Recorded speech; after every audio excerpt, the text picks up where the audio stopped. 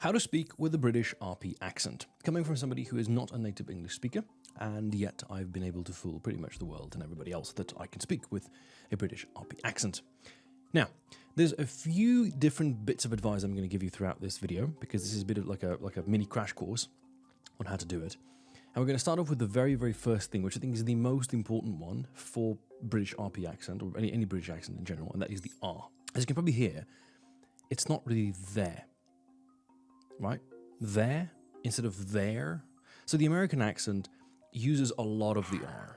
The British accent uses very little of the R, if at all. Now, for me personally, I think the British accent is actually easier to do because of the R, and I think the American accent is actually easier to do because of the R. Wait a minute, how are both of them easy? Because it's just one sound. When I help people out with their English, in my 12-day English Masterclass, for example, I speak about the Pareto principle. And Pareto principle states that 80% of the results come from just 20% of the effort.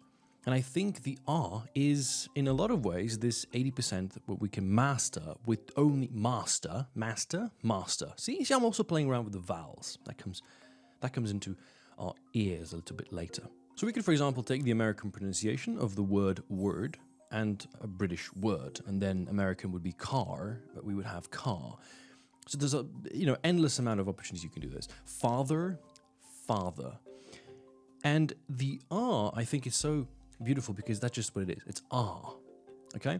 The sound of car is just one very long vowel where the R isn't pronounced. And the reason this is so easy to do is because all you have to do to produce the British R is not to produce it at all, but instead make the vowel in front of it really long. So if you have a word like car, you just go car. Just go as long as possible, right? This is one of the great practices that I teach people that I work with, is make your vowels and the general pronunciation of the entire word as long as you possibly can. This is ironically part of the reason that my accent is so enjoyable to listen to, because I lengthen out most of my words, right? Words. Almost like imagine you're playing the accordion and you just lengthen it out, you stretch it out as much as you possibly can. And that is the beauty, in my opinion, of the British RP, how I like to speak it. What you'll also find is that there's certain words like it that I'll go very fast through them. And this is, again, to create that sort of polarity. Like playing the accordion, long and short, stretched and reduced. All of that changes the tempo of your sentence. Of course, you might be asking, well, how am I supposed to pick up on the tempo? How am I supposed to figure out how this accent is supposed to be done? Well, learn from the people who have already done it. My accent has been massively inspired by individuals like Jeremy Clarkson, Richard Hammond, James May, right? Top Gear. I used to watch so much Top Gear back in the day that I actually picked up their type of pronunciation. You take the way they say each word, whether it's the word word or the word take or the word it, or the word power, and you steal it from the people that you are surrounding yourself with, right? You are the sum of the 5 people you spend the most time with. So if you want a particular accent, surround yourself with almost exclusively content from those accents. And then pay attention to your movement. Something you almost definitely have not been paying attention to throughout this video is how much I am opening my mouth. And you have to. In order to produce all these sounds, sometimes I actually have to deform my face. Really, from this point on, I want you to really pay attention to all of my facial expressions. Look at what my hands are doing, how I'm actually utilizing the entire body in order to speak. Speak. Notice how I sort of do this little thing with my whole, like my neck, like speak. Because I have to. I have to make these movements in order to produce the sounds. What a lot of you are doing is you are there, like just stationary, like the statues on Easter Island, right? You're literally you're being a statue. Your body is not moving, and then you're asking yourself, how am I supposed to produce these sounds? Is you want to get moving. I always give the same example. The Italians, right? When you speak with the Italian accent, you do this with your hand, but a lot of it is this dance. It's beautiful. It's so much. Mamma mia! You explain and you show it. That's why that accent can be produced by creating a lot of the movements with your whole body. And so I don't know why this isn't spoken about more widely, but in order to produce an accent, it takes more than just opening your mouth and using your vocal cords and where the position of your tongue is.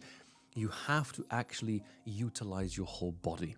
And that's also something you can mimic from the people you have already observed on the telly. You know, if you grew up with Harry Potter, then you can actually see Potter. Notice it's not Potter. Harry Potter, right? Goddamn Harry Potter. You know, it's Harry Potter. Potter. So it's P-Potter-ta. Potter. No R at the end. Potter. And that's a great thing because you figure it out once, and now the word Potter is really easy to say, and you can utilize this in other aspects because you're going to have water. Potter, water. And this is actually a great word to use because if you go from one extreme to the other, so we take the Americans on this side, they will go water, water, water, water. Butter, butter, butter, a butter. So you have this scale on which you can always perform. And so my British RP, ironically, is not the most extreme of British accents. In fact, I find that the posh British in it, like when you speak with a little bit more like this, it's this supposedly more sophisticated type of English play. I find that to be too pretentious. I find that to be kind of like, ugh, yeah, it's great in the movie. There's quite a few characters actually in Harry Potter that speak like that. I find that to be too pretentious. And I always say this, trust your ears, right? Put on a pair of headphones, listen to your voice and analyze it and figure out what am I mispronouncing, which sentence structures do I not enjoy, which sounds am I producing that don't go quite well into my own ear. And my British RP has been created in such a way that I enjoy my voice, the sound of my voice as I'm speaking to you right now. Maybe that makes me sound a little bit self-centered, but frankly, you're going to spend the rest of your life with your voice, so you might as well enjoy using it. And the voice that I'm using with you right now is the exact same voice that you will hear on the recording. For most of you, there is a discrepancy. The sound you hear when you speak and the sound you hear when you listen to a recording is not the same sound.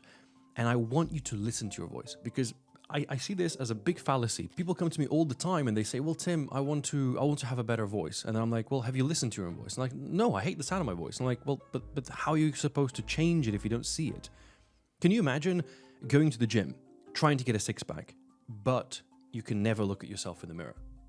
How do you know when the six-pack is there, right? Implying you can't look down, okay? Maybe a bad example, but the point I'm trying to make is you can't see the progress unless you observe the progress. And a lot of you seem to want to have an accent without first going through the observation process and realizing what you don't like about your accent in the first place. Accent changing is a difficult, prolonged period of time. And it took me probably, I want to say 3-4 years before I reached a level of British RP that I was comfortable with.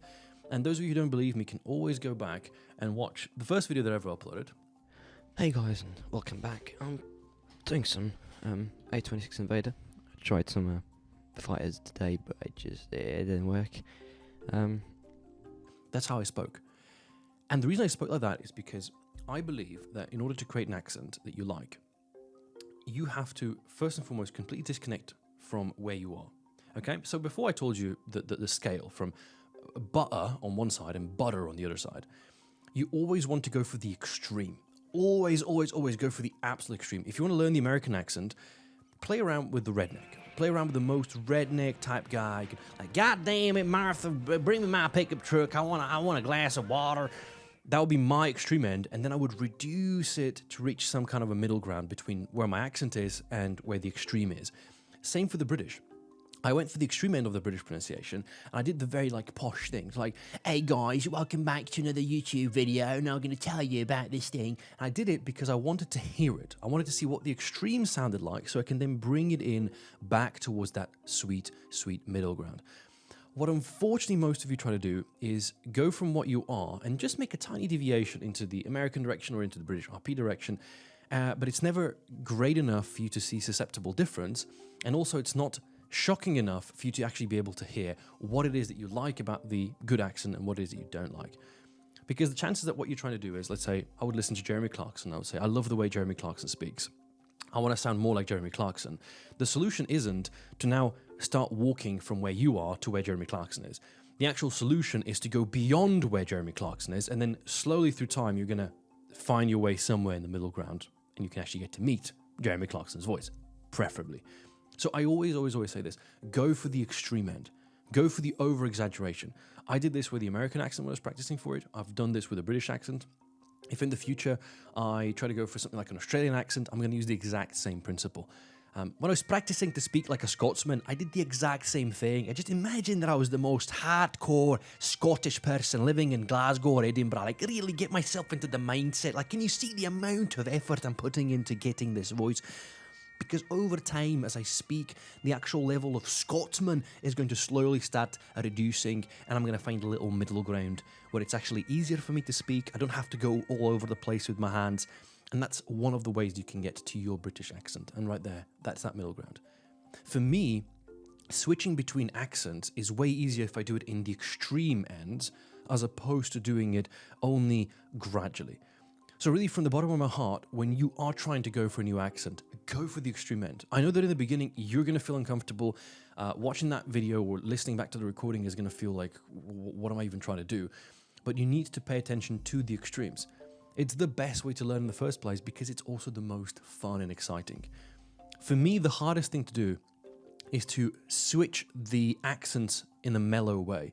It's very difficult to go from speaking like right now, which I'm using the British RP, and then quickly directing into the American accent because it's actually quite difficult to discern, am I actually in the American accent quite yet? I am now, okay. Oh, maybe I've gone a little bit too far on the scale of the Americanism. And then I have to bring it back down to the British one and back to the other end where we have butter and butter instead of butter and butter. It takes time and practice to do this. So speak as much as you possibly can. Open up your mouth as much as possible.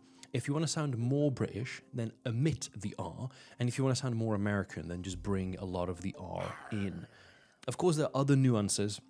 There's different types of vowel pronunciations. There's different types of theoretical craft that linguists will be able to discern.